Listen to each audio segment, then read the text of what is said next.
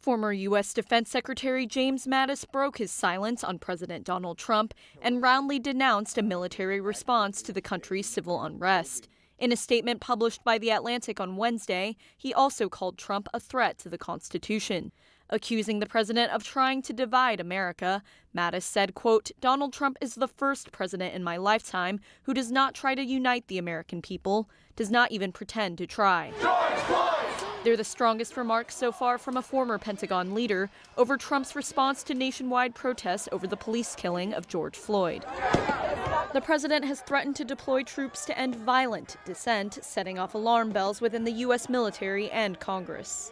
Mattis argued that ramping up militarization in response to the protests could set up a, quote, false conflict between the military and civilian society.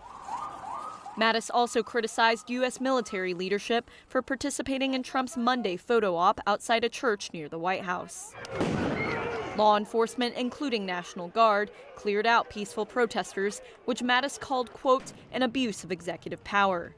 I'd even call it a duty of silence. Mattis resigned as Trump's defense secretary in 2018. Speaking to CBS This Morning last year, Mattis had previously refused to explicitly criticize a sitting president.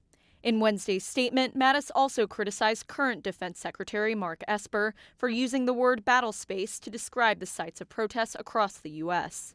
Esper said Wednesday he didn't support deploying active duty forces to quell civil unrest for now. The option to use active duty forces in a law enforcement role should only be used as a matter of last resort and only in the most urgent and dire of situations. An administration official told Reuters those remarks did not go over well with either the president or his top aides.